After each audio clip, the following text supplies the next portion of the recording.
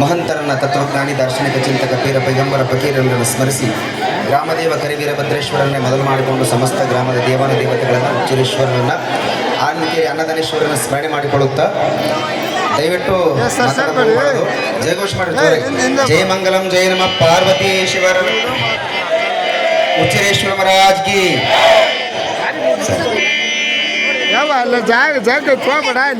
ಭರತ ದೇಶ ಅನ್ನುವಂಥದ್ದು ಬಹಳಷ್ಟು ಪುಣ್ಯದಾಗಿರ್ತಕ್ಕಂಥ ನಾಡು.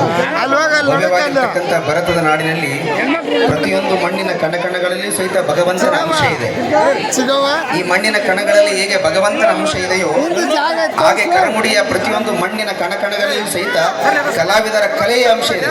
ಕಲಾವಿದರ ಕಲೆಯ ಅಂಶ ಇದೆ. ಕರಮುಡಿಯ ಕಲಾವಿದರ ವಿಶ್ವಾಸ ನಿಶ್ವಾಸ ಪ್ರತಿಯೊಂದು ಇವತ್ತು ನೋಡಿ, ಇವತ್ತು ಪಾಂಪ್ಲೆಟ್ ಎಲ್ಲ ಹಾಕ್ಸಿದ್ದಾರೆ, ನೋಡಿದೆ ನಾನು ನಾಟಕದ್ದು ಪಾಂಪ್ಲೆಟ್ ಒಳಗೆ ಎಲ್ಲರದು ಹಸಿರು ಕಲರ್ ಕರಿ ಕಲರ್ ಅಕ್ಷರ, ಒಂದು ಮಾತ್ರ ರೆಡ್ ಕಲರ್ ಅಕ್ಷರ. ಕಾರಣ ಪುರಾಣಿಕರದ್ದು ಇದು ಪುರಾಣ ಅಲ್ಲಿ ಇದು ದಾಸಗಟ್ಟಲೆ ಇದು ನಾಟಕ ಬೇಗ ಮುಗಿಸಿ ಅಂತ ಬಹುಶಃ ಸೂಚನೆ ಅದು. ಸಾಹೇಬ್ರನ್ನ ನಾಂದಿ ಮುಗಿದಿಲ್ಲ ನಿರೂಪಣೆ ಮಾಡ್ತಾರೆ, ಜಲ್ದಿ ಮುಗಿಸೋಣ ಸಾಹೇಬ್ರ 5 ನಿಮಿಷದಲ್ಲಿ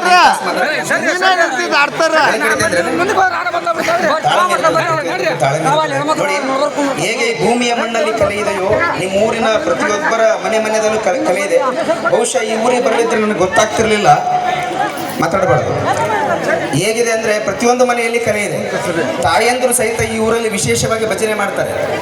ಅದಕ್ಕೆ ನನಗೆ ಏನು ಅನಿಸ್ತದೆ ಅಂದರೆ ಈ ಭೂಮಿನ ಅಂಥದ್ದು, ಈ ನಾಡಂಥದ್ದು, ದೇಶ ಅಂಥದ್ದು ಅಂತ ಎಷ್ಟು ಚಂದ ಬರೀತಾರೆ ನವ್ಯ ವಚನಕಾರ.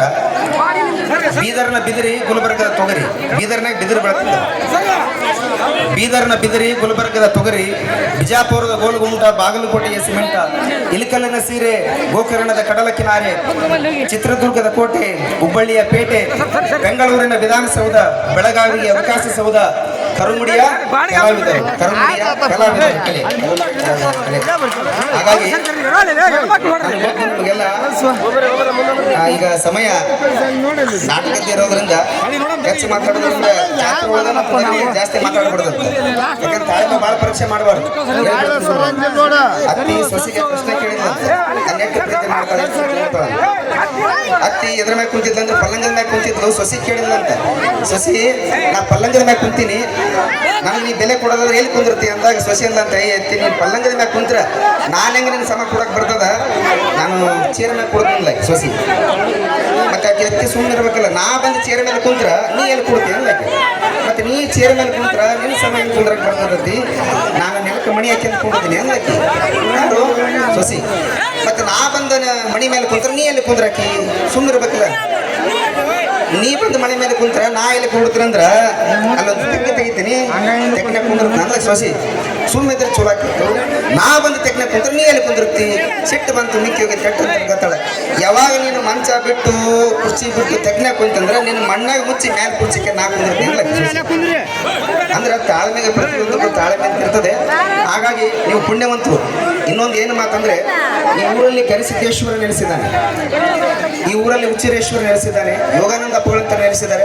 ವಿಶೇಷವಾಗಿ ಗಜೇಂದ್ರಗಢಕ್ಕಾಗಲಾರ್ದಕ್ಕಂಥದ್ದನ್ನ ಯಲಬುರ್ಗಕ್ಕಾಗಲಾರ್ದಕ್ಕಂಥ ಯಾವ ಸಾಧನೆ ಮಾಡಿದಂದ್ರ ನಡೆದಾಡುವ ದೇವರಾಗಿರ್ತಕ್ಕಂಥ ಗವಿಸಿದ್ದೇಶ್ವರ ಮಹಾಸ್ವಾಮಿಗಳನ್ನು ಕರ್ಕೊಂಡು ಹೋಗೋದು 5 ದಿನ ಪ್ರವಚನ ಮಾಡಿಸಿದ್ದಾರೆ.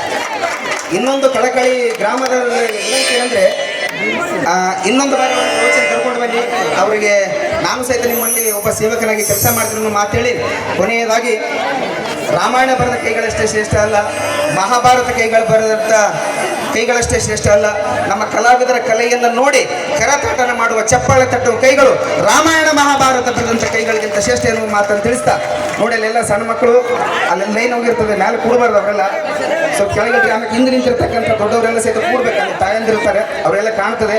ಕುಳಿತುಕೊಂಡು ಬೆಳಗಿನ ಸಮಯದವರೆಗೆ ಎಲ್ಲಿವರೆಗೆ ನಾಟಕ ನಡೀತದೆ ಅಲ್ಲಿವರೆಗೆ ಶಾಂತ ರೀತಿಯಿಂದ ತಾವೆಲ್ಲರೂ ಕುಳಿತುಕೊಂಡು ಕಲಾವಿದರನ್ನ ತಾವೆಲ್ಲ ಪ್ರೋತ್ಸಾಹಿಸಬೇಕನ್ನುವಂಥ ಮಾತನ್ನು ತಿಳಿಸ್ತಾ, ನನಗೆ ಇಲ್ಲಿ ವೇದಿಕೆ ಮೇಲೆ ಅವಕಾಶ ಮಾಡಿಕೊಟ್ಟಿರ್ತಕ್ಕಂಥ ಕಂಪನಿಯ ಮ್ಯಾನೇಜರ್ ಸಾಹೇಬರಿಗೆ ಮತ್ತು ಎಲ್ಲ ಗುರು ಹಿರಿಯರಿಗೆ, ವೇದಿಕೆ ಮೇಲೆ ಗಣ್ಯರಿಗೆ ತಮ್ಮೆಲ್ಲರಿಗೂ ಸಹಿತ ಅನಂತ ಧನ್ಯವಾದಗಳನ್ನು ಸಲ್ಲಿಸ್ತಾ ಇದ್ದೀನಿ.